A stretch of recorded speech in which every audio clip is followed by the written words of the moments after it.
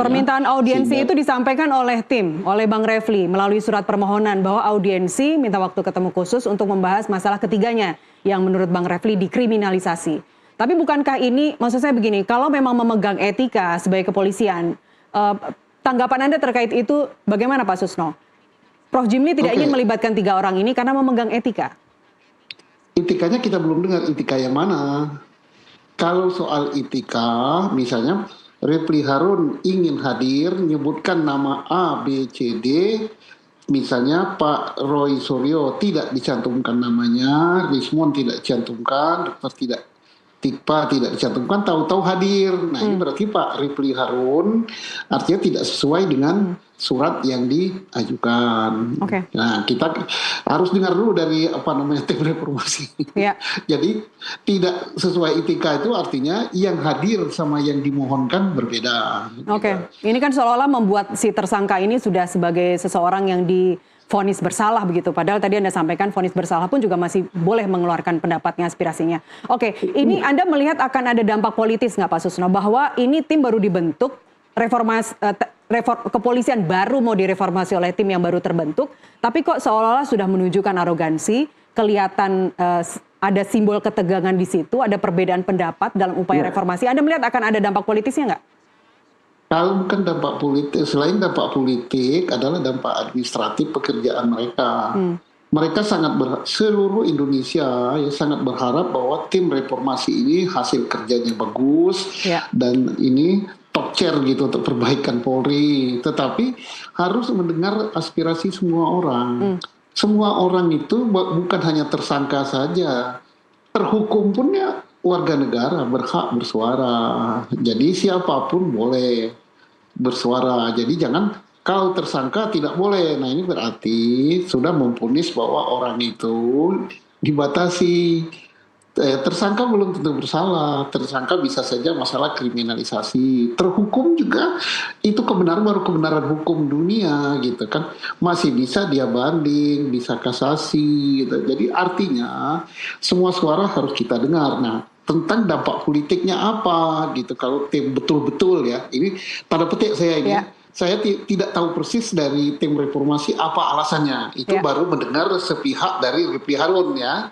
Nah kalau betul-betul penolakan tim itu karena kamu tersangka nggak boleh hadir tidak sesuai etika, oh enggak, hukum tidak mengatakan bahwa tersangka nggak boleh didengar suaranya karena melanggar etika, oh enggak, hukum itu nggak membedakan orang gitu ya. Tapi itu kan kita baru menilai sepihak ini ya. Saya terus terang saya tidak mau dikatakan bahwa saya memihak pada Roy Suryo atau memihak pada tim reformasi. Yang jelas bahwa tersangka pun berhak bersuara. Tersangka pun berhak didengar suaranya. Terhukum pun berhak didengar suaranya. Orang yang sudah akan dihukum mati pun sudah mau persiapan ke tiang gantungan atau tiang untuk di tempat dia ditembak itu berhak didengar suaranya. Sampai ada sebelum ini apa permintaanmu terakhir gitu kan bisa ditulis itu saja masih berhak bersuara apalagi baru tersangka. Menurut Anda Pak Susno agar untuk menjaga supaya publik tidak skeptis terhadap tim reformasi kepolisian ini atau menjaga dinamika politiknya tidak sampai ke arah sana seperti tadi yang sampaikan apakah akan ada dinamika politik atau tidak, apakah sebaiknya atau saran Anda apa kepada Prof. Jimli kepada tim reformasi mengajak ketemu si 3 orang yang diminta walkout ini diminta tidak terlibat dalam audiensi atau apa saran Anda Pak? Saya yakin karena figur di sana kan figur-figur negarawan dan figur ahli hukum yang hebat-hebat, Pak Profesor Jimli, Pak Profesor Mahfud, kemudian Pak Yusril Iza Mahendra, mungkin mereka akan cari waktu tersendiri untuk mengundang Pak Refli Harun bersama Roy Suryo CS dan tim-tim termasuk Pak Sunarko dan sebagainya. Mungkin dia acaranya tersendiri, tidak dicampur dengan audien yang lain. Sebabnya kalau dicampur dengan audien yang lain, jadi menjadi forum debat gitu kan. Pak Suryo CS menyampaikan pendapat begini, nanti ada pula yang hadir punya pendapat lain, atau gitu jangan-jangan ada di tim reformasi itu yang berseberangan pendapat dengan Pak Roy Suryo CS gitu karena konflik kepentingan. Saya yakin Pak Jimli, Pak Mahfud gitu dan Pak Yusril akan mencari waktu sendiri untuk mendengar pendapat semua orang, termasuk bukan hanya tersangka tapi semua orang termasuk terhukum gitu. Kita yakin bahwa mereka ini negarawan-negarawan hebat gitu. Ya, ya. Pak Susno, sebenarnya format audiensi itu seperti apa sih Pak? Apakah memang ada larangan khusus untuk ya tersangka atau siapapun yang sedang berhadapan dengan hukum? Atau sebenarnya formatnya seperti apa? Kalau kemarin Pak Yusril kan waktu dia katanya belanja masalah semua orang gitu, Pak Mahfud dan semua orang menyampaikan pendapat. Nah, saya tidak tahu gitu tata cara kerja atau SOP mereka, apakah bisa mereka misalnya sendiri-sendiri mengumpulkan orang atau harus bersama-sama secara kolektif kolegial termasuk tim reformasi dari anggota Polri, Kapolri dan mantan Kapolri, atau boleh mereka sendiri-sendiri mencari apa permasalahan apa yang terkait dengan Polri. Saya kira sebaiknya setiap tim reformasi itu bebas mencarikan apa namanya informasi terhadap Polri dan apa yang mereka kehendaki untuk Polri mereka. Kenapa saya katakan Polri mereka? Karena Polri itu milik seluruh rakyat, termasuk milik tersangka, termasuk milik terhukum, termasuk milik kita-kita ini. Jadi kita itu berhak mendesain Polri kita itu harus seperti apa. Karena Polri itu yang gaji kita, yang memberikan peralatan kita, termasuk yang memberi kewenangan Polri itu kita. Melalui DPR membuat undang-undang disahkan oleh Presiden. Kita yang memberikan kewenangan Polri, boleh nangkap, boleh nahan, boleh menyita. Itu kita yang kasih wewenang itu, rakyat. Karena rakyat yang punya gitu. Jadi Anda menangkap ada arogansi dari Prof. Jimli dan ke-10 timnya? Tidak, saya tidak menangkap arogansi. Saya mungkin mengatakan bahwa forumnya yang kurang tepat untuk mereka hadir. Yang dimaksud dengan etika itu. Nah, kapan forumnya? Ya kita tunggu wait and see apakah ada nanti suatu saat, apakah Profesor Mahfud, apakah Profesor Yusril, apakah Profesor Jimli sendiri akan mengundang Pak Repli bersama berapa tadi, 20 berapa tadi, lupa ada saya. 18 orang tapi di luar yang 3 orang itu. 18 orang itu untuk menyampaikan pendapat, tidak campur dengan audiens yang lain supaya tidak terjadi keributan. Mereka kan orang-orang bijak, orang pandai. Kita, kalau saya tidak langsung saya skeptis, tidak langsung saya menganggap bahwa mereka arogan. Kita masih ada kesempatan kita untuk mendengar statement mereka. Apa yang akan dilakukan terhadap 18 orang ini. Baik, lebih jauh apakah Anda melihat insiden ini bisa menghambat proses reformasi Polri yang sedang dimulai? Kalau misalnya, jika seandainya kejadian tadi memang disengaja tidak mengizinkan orang dari pihak ini masuk, nah itu tidak bagus. Tetapi kalau saya berpendapat bahwa hanya miskomunikasi saja. Miskomunikasi dan lain kesempatan Pak Rifli Harun bersama dengan 18 orang yang lain ini akan didengar pendapatnya dalam forum sendiri. Karena mereka ini sedang belanja masalah. Belanja masalah itu artinya semua pihak akan didengar gitu. Saran Anda lebih jauh Pak Susno dari tim delegasi yang diketuai oleh Bang Refli atau tim reformasi percepatan nih yang minta untuk audiensi lanjutan dalam tanda kutip? Saya memohon kepada kepada Pak Rifli Harun dan tim ini untuk mengadakan komunikasi lagi dengan Pak Jimli atau dengan Pak Mahfud atau dengan Pak Yusril, minta waktu lagi untuk mereka menghadap untuk menceritakan permasalahan mungkin dalam forum yang tidak dihadiri pihak lain sehingga mereka lebih bebas, sehingga yang dikatakan etika tadi bagus, artinya dengan mereka hadir itu etika ketertiban, tidak terjadi kegaduhan pada saat dengar pendapat itu bisa terlaksana. Dan saya mohon juga Pak Jimli CS akan mengontak mereka lagi. Sebabnya kalau tidak nanti akan timbul kesan dari masyarakat Indonesia selaku pemilik Polri dan selaku pemberi kuasa kepada tim reformasi ini tidak percaya.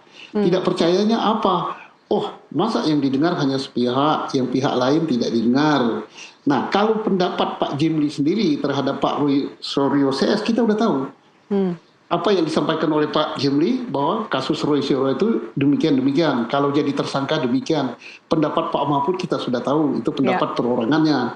Tapi pendapat tim reformasi kita tidak tahu. Makanya jangan sampai nanti tim reformasi ini tidak ada kepercayaan. Misalnya, loh kok tim reformasi ada Polri-nya, yang direformasi Polri kok justru duduk Polri di situ, bahkan Kapolri di situ ada. Tapi kan bukan ketua, Pak. Gimana? Tapi kan bukan ketuanya. Ya walaupun ketua, dia kan ketua pun itu adalah anggota, dia kan berhak bersuara, berhak menyampaikan pendapat. Nah itu, nah untuk menghilangkan kesan negatif, misalnya di sana kok ada Pak Oto Hasibuan, lo kok kantor pengacaranya Pak Oto Hasibuan kan bukan Pak Oto Hasibuannya ya, kantor pengacaranya kok dia sebagai tim pembela dari salah satu pihak ya, terkait dengan ijazah palsu ini. Orang rakyat kan menilai apa bisa dia netral gitu. Nah, kita harap tim ini betul-betul netral, Ya. dijauhkan dari konflik kepentingan. Ya. Itu kata harapan kita berharap semua itu Polri kita Betul. baik, bagus. Nah, Betul, itu juga saran untuk ini juga Pak, untuk meredam kontroversi walkout ini sendiri sebagai Iya. langkah komunikasi publik gitu. ya ini kesempatan yang paling bagus untuk perbaikinya dengan bertemu lagi. Kalau tidak, ini akan jadi bola liar. Ya, Jadi kalau kita buka medsos sore ini sudah bersaut-sautan gitu, baik di akun X ataupun akun YouTube. Saya belum buka akun TikTok gitu. Iya, Ya ini akan itu sebagaimana dikatakan tadi, sore ini udah puluhan juta gitu masyarakat Indonesia yang mengetahui langsung memberikan persepsi masing-masing. Persepsinya misalnya negatif, lo kok tim reformasi begini, tersangka nggak boleh bersuara. Nah itu nggak bagus. Oke. Saya kira dan saya berharap tim reformasi ini tidak seperti itu, hanya ini miskomunikasi saja. Itu Tapi harapan kita. Anda tidak melihat lebih jauh akan mengganggu proses hukumnya kan Pak? Kalau seandainya ya masih lagi ya, seandainya misalnya terus-terusan begini itu akan mengganggu gitu ya, akan mengganggu, orang akan menganggap bahwa tim reformasi ini berpihak gitu kan. Ya. Tapi kalau berpihak kan mengganggu proses hukum. Tapi kalau dikelirkan, bahwa kami bukan menolak orang tersangka terkait dengan ijazah palsu, pribadi boleh hadir gitu, Ya. termasuk terpidana pun boleh hadir. Ya. Yang kami maksud melanggar etika itu bukan etika bahwa terpidana atau tersangka hadir itu tidak beretika. Itu jangan sampai persepsi seperti itu. Oke. Karena semua orang di Indonesia itu di hadapan hukum sama gitu kan, boleh bersuara, negara ini milik mereka gitu Ya, kan. apalagi Polri itu milik kita semua, milik masyarakat Milik kita Indonesia semua. yang dilindungi oleh polisi. Baik, terakhir Pak Susno, Anda apakah menyarankan juga untuk Roy Suryo CS untuk audiensi misalnya dengan Kompolnas atau dengan Komisi 3? Saya tidak menyarankan, tapi apapun yang mereka lakukan silakan, mana yang mereka anggap baik. Karena Komisi 3 itu milik kita, dia adalah wakil rakyat, bukan yang harus ditakuti, tapi dia yang harus menjembatani kepentingan rakyat, tidak boleh nolak gitu. Ya. Dia aspirasi, termasuk aspirasi Pak Jokowi pun harus diterima. Dan Kompolnas juga gitu. Kompolnas itu bukan juru bicaranya Polri, Kompolnas itu bukan advokatnya Polri, Kompolnas itu adalah pengawas daripada Polri. Jadi jangan sampai misalnya Kompolnas yang digaji oleh rakyat tidak mau terima mereka. Ya. Ini nggak bagus. Baik. Yang gaji itu kita. Yang gaji kita yang harusnya Yang dilindungi punya kita. oleh mereka, yang punya kita. Iya. Baik. Pak Susno, terima kasih sudah Ya, terima berbagi kasih. rasa di NTV Prime hari ini. Sehat selalu, Jenderal. Terima kasih. Selamat tugas, Pak. Salam pada para pendengar sekalian. Dan pemirsa, informasi lainnya masih akan kami hadirkan usai jeda. Tetaplah bersama kami di NTV Prime.